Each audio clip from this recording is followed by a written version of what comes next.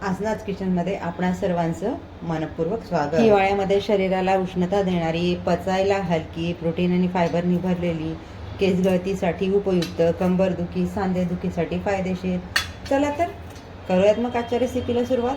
त्यासाठी मी घेतले 2 चमचे मेथी दाणे, रात्रभर पाण्यात भिजवून घेतले। 2 ते 3 पाण्याने स्वच्छ धुवून घेतल्यानंतर त्यामध्ये पुरेसं पाणी घालून त्यांना भिजत ठेवले। 2 चमचे तांदूळ घेतले, तांदूळ देखील 2-3 पाण्याने स्वच्छ धुवून त्यामध्ये पाणी घालून भिजत ठेवले। आता याचा पाणी आपण एका वाटीमध्ये काढून घेणार आहोत। हे पाणी आपल्याला टाकायचं नाही आहे। मेथी आपण भिजवून घेण्याचं कारण हे की मेथी आपण भिजवून घेतली ना की त्यातला कडवटपणा कमी होतो। ही आणि तांदळाची जाडसर भरड करून देखील ही रेसिपी बनवतात, पण त्यामध्ये मेथीचा थोडासा कडवटपणा आपल्याला जाणवतो। गॅसवर मी कढई ठेवून घेतली, त्यामध्ये मी 2 टेबलस्पून साजूक तूप घालून घेते।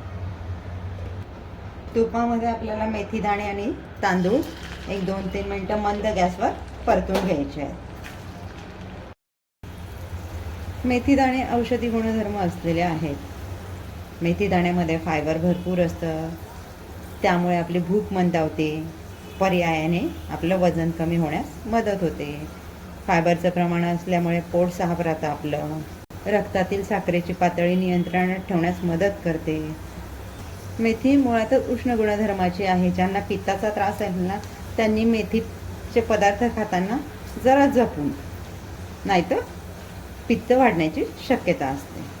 मेथी आणि तांदूळ आपले 1-2 ते 3 मिनिटं तुपात भाजून झालेले आहेत। यामध्ये आता मी घालते मगाशी आपण वाटीमध्ये काढून ठेवलेलं पाणी होतं ना तांदूळ आणि मेथीचं, ते याच्यामध्ये घालून घेते। तुम्हाला हवं तर इथे पूर्ण दुधाचा देखील वापर करू शकता, पाण्याचा वापर न करता।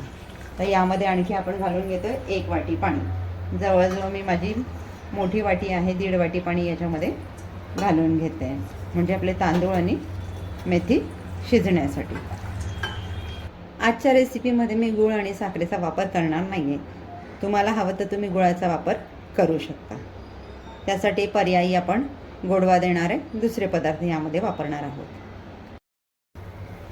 पाण्याला आपला उकळ आलेला आहे।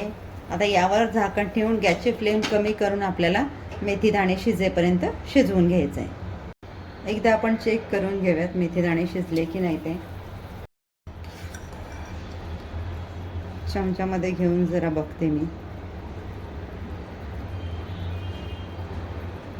आणखी आपल्याला 2 ते 3 मिनिटं हे शिजत ठेवायचे आहे। आता यामध्ये घालते मी खजूर बारीक तुकडे केलेली।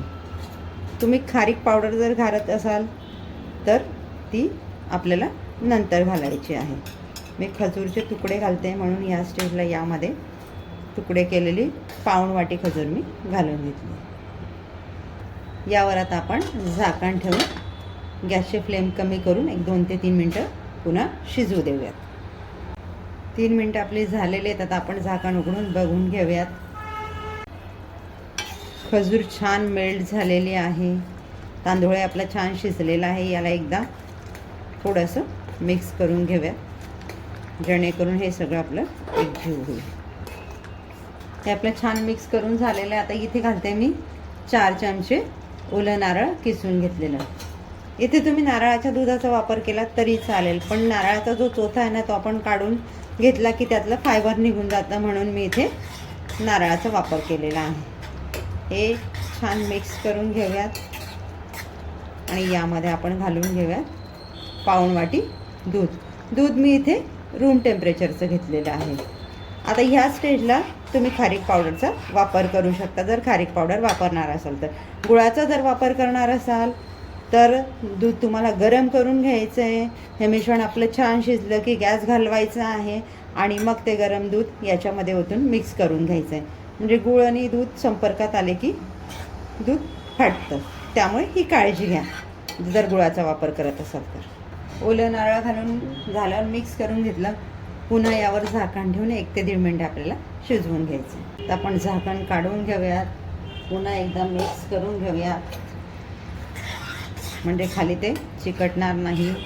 इथे तुम्ही तुमच्या आवश्यकतेनुसार खजूरचं प्रमाण कमी जास्त करू शकता, तुम्हाला किती गोड हवं त्या अनुषंगाने। तर यामध्ये घालते सुंठ पावडर आणि जायफळ किसलेलं। यात मी वेलची पावडर नाही घातले आहे. एकदा छान मिक्स करून घेऊयात. तयार झाली आहे आपली पौष्टिक अशी मेथी दाण्यांची खीर. रोज सकाळी आपण बनवून घेतली, एक बाउल जरी खाल्लं ना तर बराच वेळ आपलं पोट भरल्यासारखं राहतं, आपल्याला भूक लागत नाही. आपली खीर आता रेडी झालेली आहे.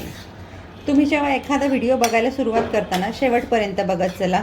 ज्या काही छोट्या छोट्या टिप्स दिलेल्या असतात ना त्या मिस होतात. तुम्हाला अशाच प्रमाणबद्ध नाविन्यपूर्ण रेसिपी जर बघायच्या असतील तर आसनाच किचनला लाईक, शेअर, सबस्क्राईब करायला विसरू नका. आजची रेसिपी नक्की ट्राय करा.